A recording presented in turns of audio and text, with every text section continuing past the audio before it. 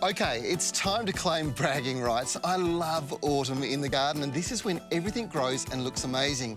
It's also when harvests start flowing through and you enjoy the spoils of your early summer work. And I'm enjoying these spoils now, big time. So let me show you some. Now, this magnificent specimen and quite unusual plant is a babako. It's a member of the pawpaw family, but quite different. These Zepplin fruit grow up to around 1 kilo each. Now, they've got a real tingly kind of flavour, so it's often called the champagne fruit. It's also got a little bit of a anise flavour to it, so it's really quite different to the standard pawpaw. One of the other things about it that makes it quite different is that it actually only grows from cutting. Pop this plant into some potting mix. In about 4 weeks' time, I kid you not, that will have dropped roots and be ready to plant out in the garden. Another absolute delight for me are the mangoes in my garden. Now, I've got 2 trees, and this is because trees generally produce biannually, meaning 1 year a tree produces around 50 to 100 kilos of fruit, and the next year the other tree does it, whilst the resting tree might only produce a handful of fruit. Now, mangoes grow everywhere from Melbourne to Darwin and make a wonderful street tree or garden specimen. And the key to success is a warm, protected position in full sun, a thick layer of composted mulch and a regular feed. The food of choice for me for this kind of tree, well, it has to be certified organic.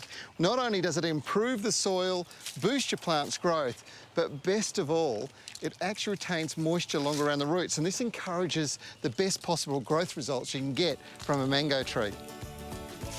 This tree is a little bit different. It's a tamarillo or tree tomato, and mine was super happy until a recent run of 6 days over 40 degrees Celsius stressed it out.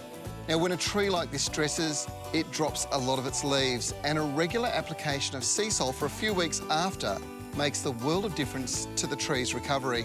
The fruit are also ready, so enjoying their sweet and savoury flavours at this stage of the year is always a good experience. Now, my next highlight's this one here, and it's certainly not a fruit tree, although it's growing as a wonderful ground cover in amongst my oranges. It's incredibly hardy, it's easy to grow, and it's a member of the crucifer family. Do you know what it is? It's the horseradish, and it's the root of this amazing plant that tastes simply incredible.